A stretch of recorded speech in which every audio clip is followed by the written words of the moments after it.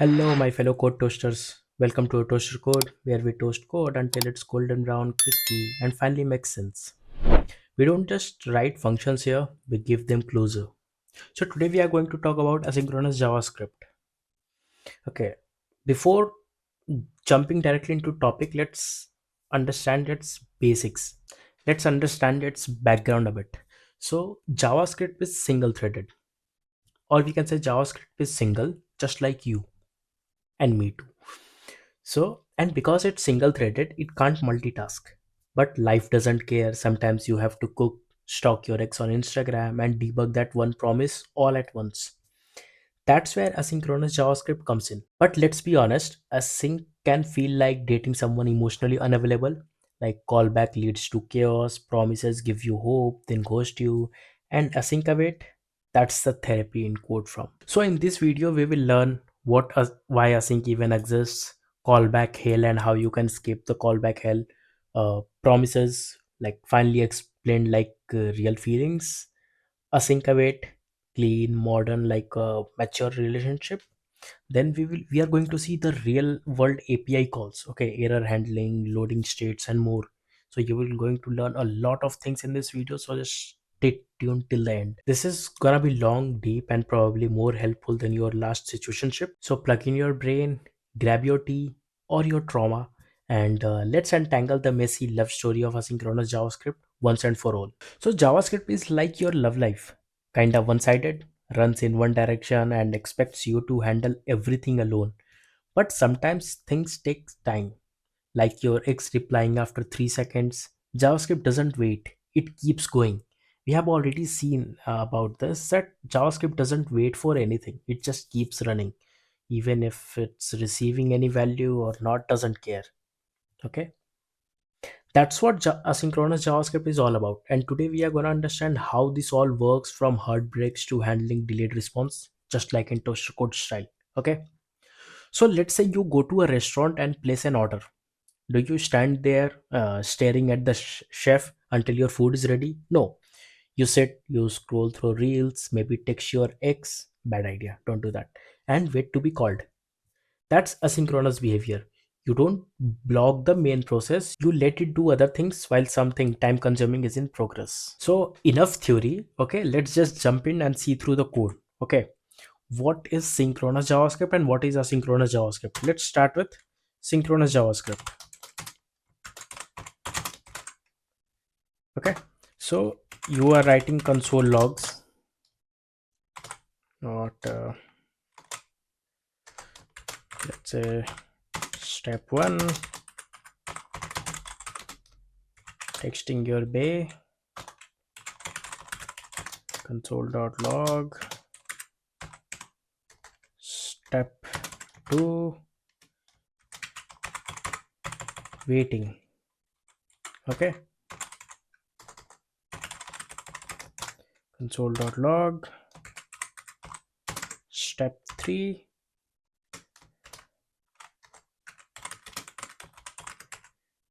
she replied and you smile. Okay, so this is synchronous JavaScript. In synchronous JavaScript, everything happens one after another. First, this is going to be printed. We got texting your bay, then waiting, and then she replied, you smiled. All three in a sequence. Okay, like that clingy phase in a relationship where you don't move forward until the other person replies. Okay, so everything in synchronous JavaScript runs from top to bottom.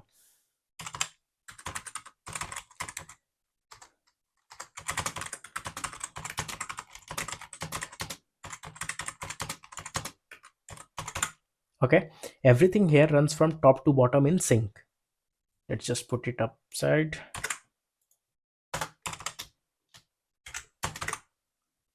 Okay, everything runs here from top to bottom, and if something takes time, JavaScript halts here. Okay, JavaScript will not move in synchronous JavaScript. Let's say if I am going to print this let's say if this console log is going to take some time, then JavaScript will wait till this gets printed, then only it will print this one. Okay, so this is all about synchronous JavaScript, which is which we are seeing till now. Now let's see what is asynchronous JavaScript, which we are going to see today. Now in asynchronous JavaScript, you text your bay, but instead of waiting, you keep living your life. If she replies, great. If not, still great. Self love, bro. Come on. So let's see. Console.log. Step one. You texted her. Okay. Now let's add a set timeout. We have already seen how you can write set timeout thing. Okay, if you haven't, just go and watch our previous videos. So set timeout, I'll pass a callback function, console.log. Let's say step 2, she replied after 3 seconds. Okay, and we will pass a 3 seconds timer over here.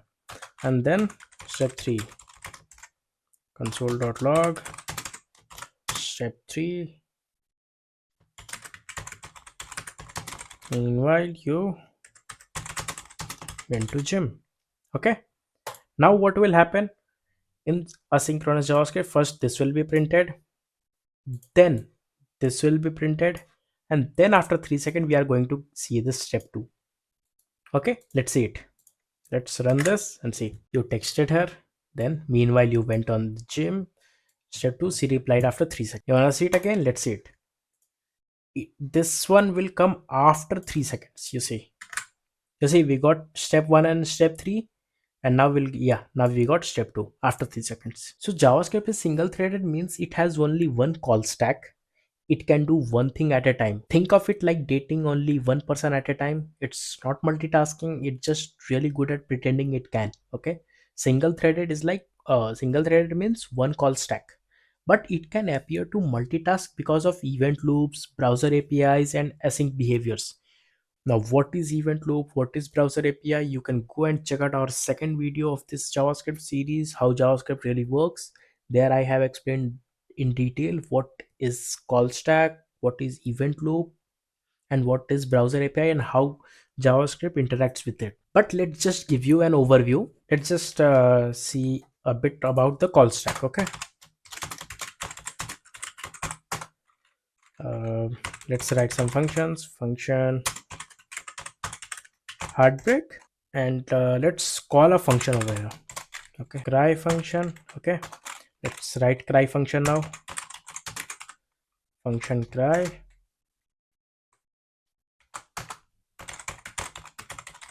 console.log. You are crying. You are crying, not me. Okay, now let's call heartbreak. If we will call the function heartbreak, what is going to happen over here? If I'll run this, see, you are crying. Now what's happening over here in the call stack? Okay, imagine you have a call stack. Now what is going to happen inside the call stack? Inside the call stack, first the heartbreak will come. Okay, and inside then heartbreak there will be a cry, and in the cry there will be the console log. This is how a call stack appears. So let's say this is a call stack. Okay, so we have the call stack. So here in the call stack, first the heartbreak will come,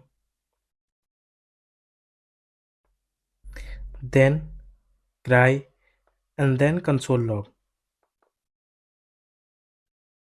Okay, this is how call stack works. It's, imagine it like inside a sink there is a pile of all the plates. Okay, all the dishes are kept there, so you have to remove one at a time. Okay, you cannot directly jump to the heartbreak. You have to first go to the console log, then cry, and then the heartbreak. Okay, this is how the call stack works in JavaScript. Okay, now let's see about web API. What is web API? Now when JavaScript faces a time consuming task, just like we have used set timeout over here. Okay, so as you know, JavaScript doesn't wait, and this set timeout, JavaScript don't have anything such as timer or anything. Okay, so this is not something of JavaScript. This is the classic example of web API. Whenever you write web API, JavaScript send this web API to the browser, to this browser, and this browser's engine.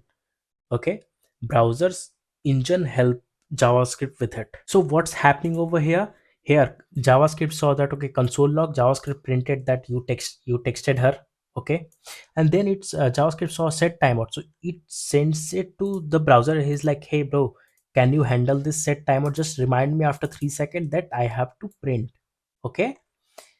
And the browser is like, okay bro, I got you. And then it printed this, JavaScript printed this, and after 3 seconds browser said, hey bro, remember you asked me to remind you about the set timeout that you have to print this after 3 seconds. And JavaScript is like, yeah, I'm free now, you can give me the request. And then JavaScript print this console log. So this is how this wave API works. Wave API are like friend who says, I'll text her for you bro, you move on, okay? So this is about wave API. Then we have callback queues.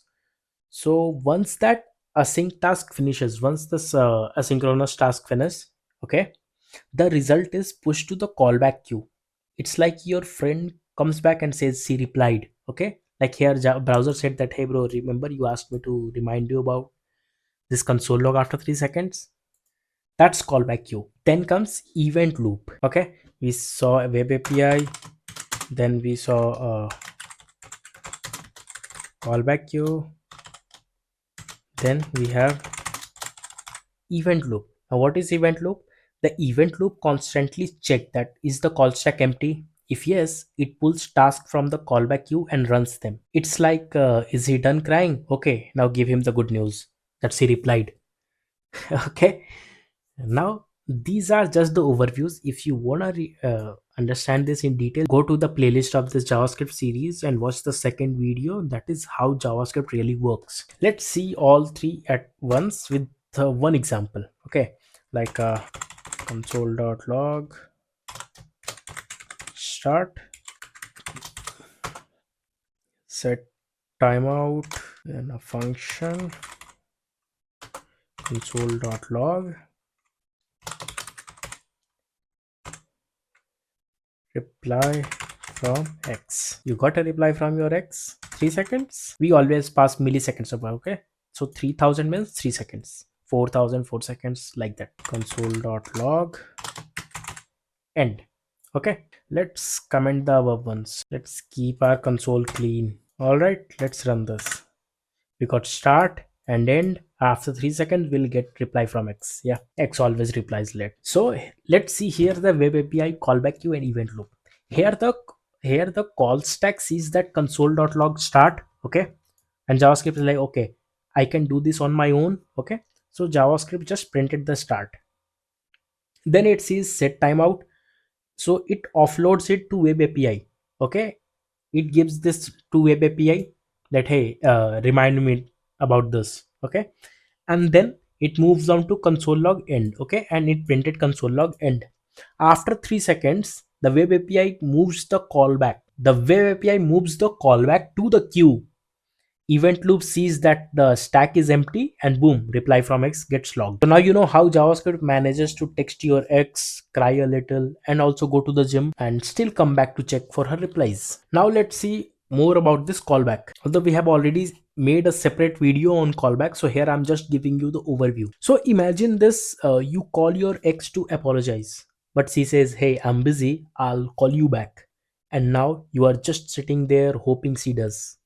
That, my friend, is callback. So in JavaScript, a callback is just a function that gets passed into another function and it gets called back later when the time is right.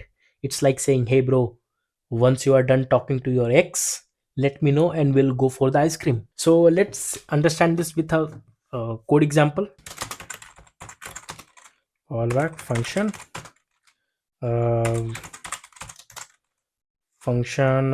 let's give it a name, talk to X. We'll pass a callback over here, console log talking to X, okay. Then here I'll add a set timeout, so log X, let's say X saying, I'm done ruining your day. It never happens. but let's imagine this. It's our code and we can write whatever you want. Callback. So we are going to call back after the async works. Okay, and let's pass here like 3 seconds. Then let's write the callback function cheer up console log going for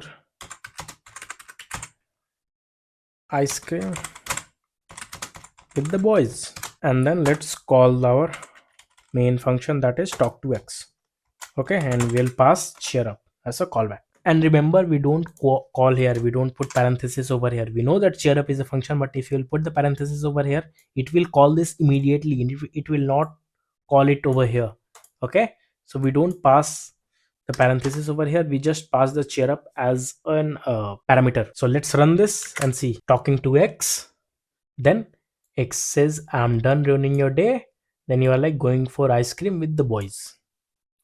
So we pass cheer up here as a callback function to talk to x. Okay, then inside talk to x, 3 seconds delay simulates. Okay, this talking to x is like with set timeout. Okay, we have added a 3-second delay over here, and after that delay the callback function executes. We see we have added a 3 seconds delay, so this this I'm done ruining your day and this callback, this going for ice cream, this both of these logs will be printed after 3 seconds. If you will just remove the callback from here and put it over here, okay, you will get it talking to x going for the ice cream with the boys. X says I'm done ruining your day. Callback is like you can just put wherever you want to according to your needs. Okay, let's just keep it inside here. So if you want to know more about the callback functions, you can just go in this series and watch our callback video. Okay, we have already made a separate video of like half an hour long video. There you will understand everything about callback function. So this is how basically callback helps us wait for an async task to finish before running the next action, like only call me when she's done. It's very simple over here, very straightforward. We have written just 2 functions. Okay, but what if there is like multiple callbacks over here? Okay, so like callbacks are very nice until they are not. Now why I'm saying this, because when you keep stacking them one inside another, you get what we call callback hell. Now I'm not making this up, this is a real thing in JavaScript. Okay, that's called callback hell. So let's see callback hell. Let's comment out the above things. Okay, we'll just keep our console clean. Let's write a complete cringe conversation over here. Okay, starting conversation. I know everyone has done this. Okay, just admit it in the comments. So we'll add set timeout and console.log. Let's see your ex saying, hey babe, I miss you. Let's just imagine. I know you hate her, but still let's imagine. And after this, we'll add another timeout. Let's say you are asking her, you are asking, really? And then let's add another set timeout over here. I know you are abusing me by now, but let's just wait. Okay, I'll show you what callback hell really means. X, nah, just kidding. I was bored. Why? That's why you hate her, I know. Then don't hate me, please. Okay, let's add another set timeout over here. Guys, I'm not your ex. Come on, don't abuse me. So we'll add console.log. You are saying, you are not saying, you just blocked her. Okay, enough of her tantrums, block her. Should I add another set timeout? Okay, no, let's leave it. Let's add 1 seconds. Okay, otherwise we will keep on waiting for this. 1 second, no, here as well, 1 second. Okay, now what is going to be the output over here? Starting conversation, hey babe, I miss you, really? Just kidding, I was bored, you blocked her. It's a cringe conversation, but just leave the conversation aside and see what's the problem here. It's readable now, but imagine real world logic with API calls, conditions, error handlings, and more. This is very simple. Okay, you can read this, that okay, first this is going to be printed, then this one, then this one. What if I'll add over here some if else conditions, and inside the condition I will add the set timeout? You will find my address, come personally to kill me. So it becomes deeply nested, hard to debug, and difficult to maintain. So this is why developers call it callback hell. It looks like a staircase straight to emotional and coding room. So this is why we call it callback hell. Now there is another reason callbacks can be tricky, and that's a concept called inversion of control. Inversion of control. Now what is this? So you are giving away control of your function to someone else, trusting it will be called properly. Let's say it just like function cheat. Since we are talking about x, so cheat will come here. uh, Callback. So it's like you trust this function will use the callback nicely. Okay, it's like you are trusting this function and will do callback over here. But what if the person you give the callback to, this cheat function, okay, they don't they doesn't call it, or calls it twice? It's like telling your ex to message you when she lands safely, but she leaves you on read because now she got some other person. That is called inversion of control. Okay, you are giving your callback function in control of some other function, and they can mistreat it. So this is about inversion control. You can just go back to our callback function if you want to understand the callback in detail. Okay, we are not going to recall the same thing again and again. Callbacks started with good intentions, but like most relationships, they become toxic with time. That's why JavaScript world moved on to promises. We have all been through callback hell in code and in real life. Okay, now we'll see promise. So imagine your ex says, I'll promise I'll get back to you. Now you are stuck waiting, either she fulfills the promise or breaks it. That's a promise in JavaScript. A promise in JavaScript is like a future commitment. It says, I'll give you something later, either successful or failure. So unlike callbacks, promises gives you structure, control, and readability, things your ex couldn't give you. So promise is basically an object. Okay, promise is an object, basically it representing the eventual completion or failure of an asynchronous operation. Whether the asynchronous operation is going to be succeeded or going to be failed, that's what promise gives you. That is pending, fulfilled. I'm sorry, I don't know if you guys were able to see it. Okay, I'm really sorry, I just realized, so I have just increased the font for you. Let me increase it here as well. Promise has like pending, fulfilled, and rejected. It's not that rejected which like you got rejection from girls. It's a different rejection. Let's comment this out again. And like all other files, I will upload this file on our GitHub. Okay, you will find all the links in the description of the video. So let's create a simple promise. Let promise equals to new promise. So this is how you create a promise. Okay, new promise. You are creating a new promise, and here I will pass resolve or reject. What are you going to do with your promise? You can either resolve the promise or you will reject the promise. If it's successful, you will resolve the promise. If it's failed, you just reject the promise. Don't worry, I'll explain you everything in detail. I'm here for that. If you're not understanding anything, you can just put your doubts in the Discord server. You can put your doubts in the comment of the video. You can reach out to me directly through the Instagram. I'll be very happy to help you. So let x called true. Everyone receives call from their ex, hopefully. If x called, then we will resolve the promise. Okay, what we'll do with resolve, we'll print resolve, she replied. If it's false, then what we'll do, we will reject the promise. She blocked you, bro, just move on. All right, so this is our promise. Now let's console log this. Console log promise. Okay, what are we going to get the result here? Since x is true, okay, then we are going to get this C replied. Let's see, we have got an promise over here. State fulfilled. I just told you that we have three states: pending, fulfilled, or rejected. So it got fulfilled, okay. State fulfilled, value she replied. If the state is true, we resolve the promise. If it's false, we will just reject the promise. Let's change it to false, okay. If we'll change it here, state rejected, this is our third state rejected, reason C blocked you, bro. This is how the promise works. Here you create a new promise with this new and then promise. This is the keyword, okay. And then you pass inside we passed a function with two parameters, resolve and reject, okay. Based on x called, whatever the x called value will be, true or false, okay, we either resolve or reject.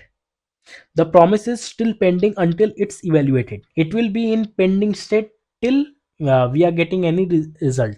This is like sending a risky I miss you text. You don't get the result instantly, but you have made the promise. Now it's just waiting to be fulfilled or crushed. So now your ex says she will reply, you wait, and then react depending on what happens.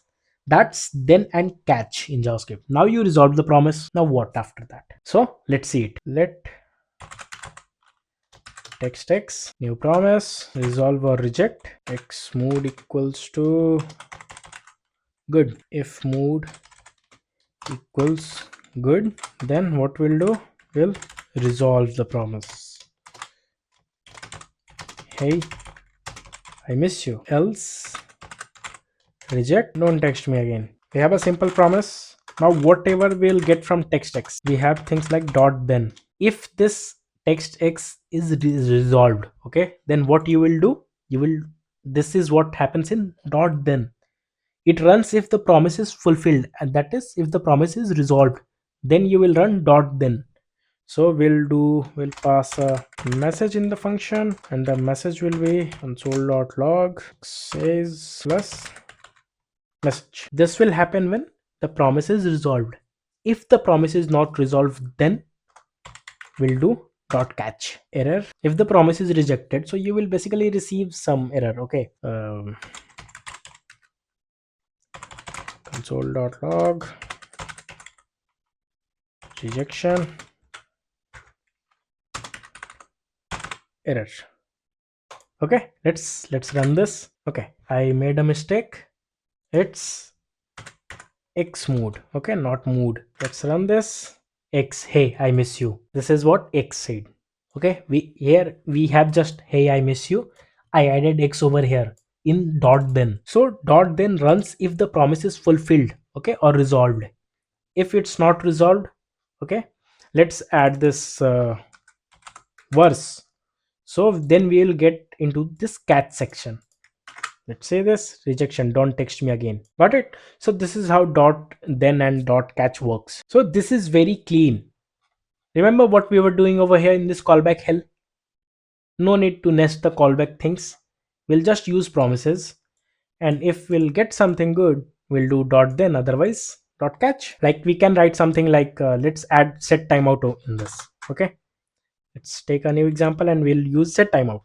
Let wait for reply equals to new promise will either resolve or reject. That's what we do with the promise. And then here I will add set timeout. What should we do? Let's resolve. Finally replied after 3 seconds. We'll pass 3 seconds in the set timeout, and here what we'll do, console.log texted her, and then it's called our promise wait for reply dot then message console.log x is saying something.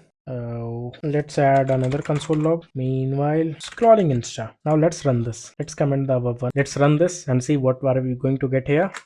And here texted her, meanwhile scrolling Instagram, and after 3 seconds finally replied after 3 seconds. The message is logged instantly, texted her and meanwhile scrolling in scrolling reels. So after 3 seconds, the promise resolved and logs the message. JS didn't block anything. That's the power of promise. Now what if the conversation goes on and on? Okay, you text, she replies, then you flirt back and so on. That's the promise chaining.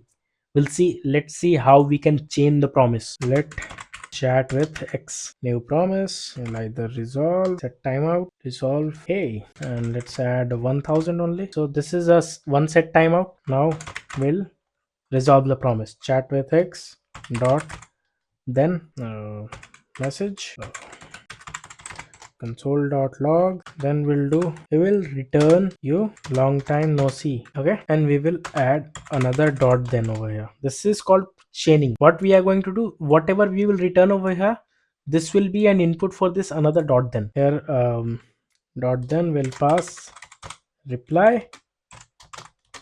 Now what is reply over here? This whatever we will return from here. Okay, this is reply. Here we'll do console.log reply, and then we will return another. So X say missed you a little. Now we'll add another dot then, and final. Okay, what we'll do here, we'll add just console.log final message. Okay, now what we are doing over here, we have one promise. Okay, where I'm just resolving a promise with printing hey. Okay, after 1 second delay. Now if it will get resolved, then what we are going to do, chat with X dot then we are printing the message. Whatever the message we will receive from the promise will print here. X said this, and then you are like long time no see. You are returning this. Now where this return will go? This return will go here as reply. So each dot then returns a value for the next dot then. Okay, to receive. It flows like a real conversation, clean, no nesting, and easy to follow. Let's see it. Let's run this. And hey, long time no see, you missed you a little. This is called promise chaining. Everything is related to each other, because this dot then is receiving a final message from the above ones. This second dot then is receiving the reply from the above one, and this is receiving the message from this promise. As you know, in JavaScript, like, you can do anything, literally anything. JavaScript gives you flexibility to do whatever you want to do. Okay, so what we can do, let's write the asynchronous function, reusable asynchronous function. Okay, we can put this inside a function, and then let's write a function reply from X and name, return a promise. We'll return a promise from here, return new promise, will resolve or reject. Now what we can do here, name equals to toaster, then we will resolve, of course I'll reply to you, else we will reject. You guys will be rejected. Okay, don't try to texture. Who are you again? So we have a function over here. Okay, now let's call the function reply from X, and we will pass the name over here, toaster. This is what we are checking, and if the promise gets resolved, then dot then for this one, resolve console.log X said. Okay, this is dot then. You guys are trying to texture, so we have a then. Now let's write catch. Okay, if the promise gets rejected, then what you'll do, console.log like error plus error. All right, let's run this, and here we got X said, of course I'll reply you because your name is toaster. If your name is toaster code, who are you again? Now this is reusable. You can use this reply from X function anywhere. So this is reusable, testable, and predictable as well, unlike you know who. So with promises, JavaScript finally got therapy. It became calmer, smarter, and less chaotic. But there is still something better, something modern. Okay, that's called async await, the modern love story of JavaScript. Or I can say the modern love story of asynchronous JavaScript. So imagine you are in a mature relationship now. No late replies, no game, just clarity. That's what async await brings to JavaScript, a stable, healthy love story after years of callback trauma. Okay, let's see async await. Now first, let's see what is async await.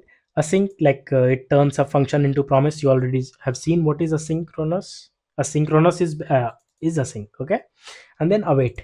Await pauses code inside the function until the promise resolves or rejects. It's like asking your crush, will you go out on a date with me? And then waiting right there, okay, that till they say either yes or no. You are not like, okay, you can reply me after 2 days. No. If I asked you, will you go out on a date with me? Reply me right now. This is where, this is what async await is.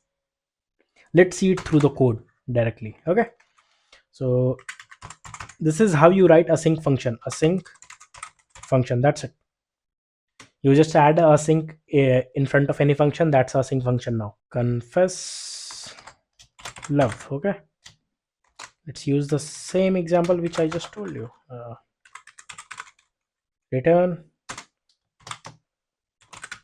yes, I will go on a date with you. Okay, let's do confess love dot then. This is the promise. Okay, and then I'll show you the same thing using await as well. I'll add you await as well here. Let's just write async for now. Confess love dot then console dot log reply. Whatever you will reply, you will get. Okay, if you will run this, we have not called the function. Let's run this. Reply yes, I'll go on a date with you. Let's comment this above one out. It's confusing us. I will go on a date with you. It's very simple function, async function. Okay, this is how you write a async function. You just add a async keyword in front of the function. Okay, async ensures that function always return a promise. Okay, this is a promise you are returning, and then we are resolving this promise. Even if it's like it looks so basic thing, just a return statement, but no, async always returns a promise. This whatever you will return from here, that will be a promise. You have to resolve or reject that. What if you have now? How we can use the await inside this? So let's write a function maybe text reply, and we will return a promise, new promise, and we will resolve it. And what we'll do, we'll add, let's add a set timeout, resolve the promise, like hey, sorry for late reply. Okay, and let's add the maybe 2 seconds delay. Now let's write an async function. Async function chat flow console.log text sent waiting now. Okay, now I'll use const. Don't worry, I'll just explain you. Okay, let me just write the function const reply. I will await. This is how this, since this is a async function, so I can await here. You cannot await an normal function. You cannot await any normal function. You can only use await when the function is async function. Text reply console.log x. Now what we are going to do here, comment this out. Now what it will do here, this is a normal function. We are creating a promise, and then we are returning this promise after resolving it. Okay, it says hey, sorry for the late reply. Let's run this and we'll see. Oh, let me call the function. I'm so dumb. I don't know where my mind is today. Text sent and waiting. X, hey, sorry for the late reply. Now what exactly happened here? First, this text sent and waiting. Okay, and then what this const reply is doing, it is waiting for this promise over here. Okay, and if you will not receive this, you are not going to get this x next line output. It will wait, it will just pause here. Okay, it will just pause here, that once you will get a reply, no matter if it's the promise resolved or rejected, whatever is, it should get something. Okay, that's what await means. It's waiting for this one. So text reply, it returns a promise. Inside the async function chat flow, we await the response. It waits without blocking the whole script, unlike sleep in the other language. Here the function waited for reply like a loyal simp, but without blocking the rest of the world. Like if you can add over here another console.log, anything stupid, text sent waiting, x said this, then you are going to get this text, anything stupid. And just like we did over here, promise chaining, okay, the same way you can do this over here as well. You can do the await chaining over here, exactly same like that, just copy paste the function, that's it. So now in promise we had dot then and dot catch, okay. So the same way over here we have try catch. If like things go wrong, like he says, hey, stop texting me, so you need to catch that error gracefully. Okay, now how we can use the try catch function? Risky text will catch only risky text. We are players. Return new promise, resolve, reject. Let mood equals to, let's play with the code, math dot random. Now what this does, this math dot random is it generates random function, random numbers. Okay, you can't predict what this is going to give you. So let's add a set timeout over here. Set timeout. Inside this we'll check if mode is greater than 0.5. Now even I don't know what this is going to do. Okay, even I have no idea about the flow. So if mode is greater than 0.5, resolve, hey, I was thinking about you. So we'll pass over here like 1.5 seconds. This a function done. Now let's write async function. Async function send text. All right. It's to try. Try is just like dot then. Okay.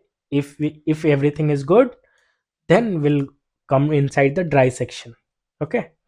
Sorry, the dry and this curly braces, and we'll do over here const message equals to await the reply from risky text. Okay, and then we will do console.log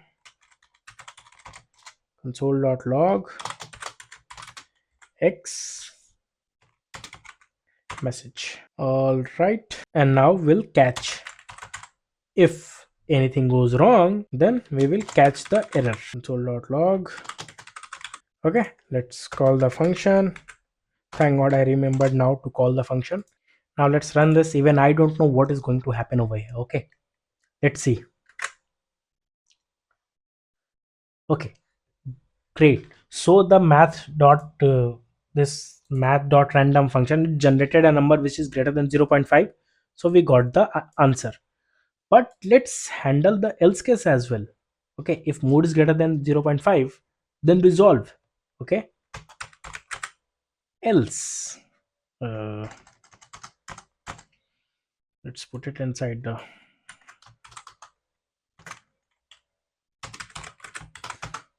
else case, and we'll do reject. Okay, let's do it. Let's run it. Let's deliberately set it like if it has to be greater than 10, and let's put 5 over here. Okay, error, I'm not in the mood. We got in the catch block. So this is how you write try catch. Okay, and remember, like whenever you are in the company, you are working or in the internships, you should this is the best practice, you should always write your code in the try catch block. Okay, this is really good practice, so that if it's good it will work, otherwise you will get an error in the console, not in the console, where whatever the error thing your company is using, you'll get to see the error over their logs, whatever the log they are managing. Okay, so handle rejections just like dot catch in promises. Okay, so it keeps everything inside a single function, readable and manageable. Okay, you just wrote over here the same we used to do in the promise, dot then and dot catch. The same here, try catch. Whether she replies or ghosts you again, you will handle it like a king. Now imagine, okay, you have to text 3 x's back to back. Okay, You are in a mood, maybe you are drunk or something, I don't know the scenario, but let's imagine you have to text three x's back to back. So let's see how you are going to do this in sequential versus parallel execution of this. So how you will do this? Do you text one, then wait, then text the next, or do you text all at once and see who replies first? Let's see the sequential one first. So async function text x sequentially, okay? And what we'll do, const a equals to await message 1, const b equals to await message 2, const c equals to await message 3, okay? And then we'll do console.log a b and c. So this is a sequential function, okay? I'm not going to write this in detail, this is a deep topic, we'll see it later on. Already this video is very big, so I'm just going to keep it short, okay? So this is how you will write sequential one at a time, okay?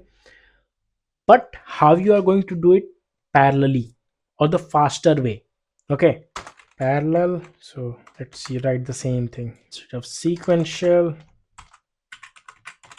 parallel, okay? Use promise a, promise b, and promise c. And let's not use await over here. Now what I'll do over here is I'll do const a b c equals to, I'll use await Promise.all, okay? And here I'll do promise a, promise b, promise c, okay? And I'll do console.log abc. What this sequential is doing is it's text 1x then wait, okay? As we have already seen over here in the await thing, where it goes here in this await one, we have already seen first you will get the replies from this because it pauses the order of the code, okay? It pauses over here, then you will get both of these reply. So what we are doing here in sequential, you will text her then wait for her reply, then you text her, then you will wait, you will text her, and then you will wait. But what I'm doing in the parallel thing, you text all x's at once, okay? We are texting all at once, we are not using await over here, okay? So you text all at once, whoever replies first wins. Risky? Yes. But fast? Absolutely yes. So with async await, your code finally looks like poetry. It waits, it handles heartbreak, and it never ghost calls you like at 3 a.m. So async await is like the chillest way to do async code in JavaScript. Now let's see it with the API calls, making real API calls with fetch and await. Okay. So let's see a real API call. Async function get user data console.log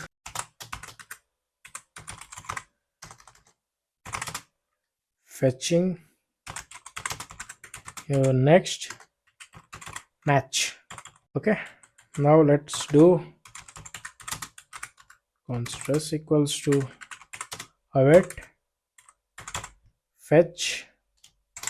So I'm using a dummy data over here. Okay, this is just a dummy data which I took from internet. Okay, and I'm fetching this is a endpoint of an API. If you don't understand it, don't worry, we'll explain it in detail in the coming videos. For now, just understand that this URL will give you some data, okay? And this fetch function, inbuilt function in JavaScript, which used to fetch data from an URL, okay? We will await response.json. This data, we will receive the data in JSON format, okay? So we will wait for that JSON data, and then we will console log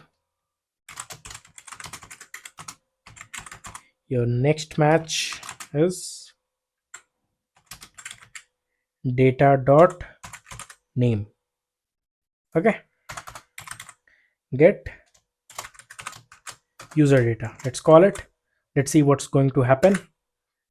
Fetching your next match. Your next match. Lenny Graham error. I'm not in the mood. Okay, come on, dude. You can keep your mood in your family friendly channel. Okay, let's run this. Fetching your next match. Your next match is Lenny Graham. What I did over here. So here, if you'll see, this is our sync function get user data. I added a console log fetching your next match. This is pretty simple till here. Then here const response equals to, this is a variable. Then await fetch. What it is doing, fetch will return a promise. Okay, and this await fetch is waiting for the response from this URL. Okay, and then const data is await response.json.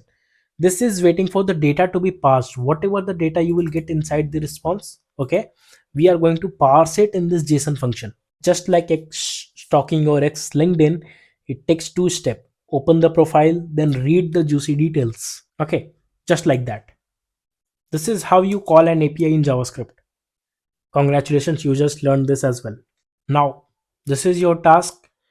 Add try catch over here. Okay, you can put your comment in the comment section or in our Discord server. Okay, and I'll check it and I'll then say give my feedback on that. Okay, you can put your try catch over here.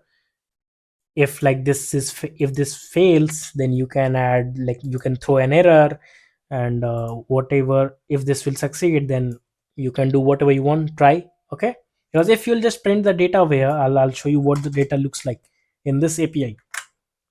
This is an object you are going to get. It's a huge object. Okay, I just printed this name of this. Okay, you can print whatever you want. You can print your desired data. Instead of one, you can do over here two as well, and hopefully you will get data. Yeah. Okay, and just like we changed the async await function, same like that you can change the API call as well. Okay, just same. It's there is no difference over here. Now there are like few common mistakes which you have to avoid, like if you are using the await. Okay, so you have to use like await before fetch always. Okay, because if you will not wait for this, you are fetching that data from an API. It can take any time. Okay, it's not any fixed time duration that you will get the response in that. So you have to wait till you get this data, otherwise this will get an error because there is no data. You should not, you can't use await outside an async function. Okay, await will only work inside the async function. And you should always handle the failure of API. Currently I just put it, what if you will not get any result. Okay, then you should handle the API failure, like you have to add try catch, and just try to avoid using this sequential fetches when you can run them in parallel. We just saw how you can run anything in parallel, so just try to avoid sequential fetches. So remember that async await gives you superpowers, but even Superman got friend zoned once. Okay, so congratulations, you just graduated from being a confused simp lost in callbacks to a smooth async master who handles API like a pro, even if the response is 404. So this was our journey through asynchronous JavaScript, from why is this so confusing to damn, I could build Netflix now. And hey, if your code still cries sometimes, remember even async loves needs debugging. So if this video helped you finally understand async JavaScript, give it a like, comment your favorite as analogy below, and subscribe to Toaster Code, because here we don't just toast code, we toast hearts too. Okay, see you soon in the next video. This was Toaster Code. Thank you.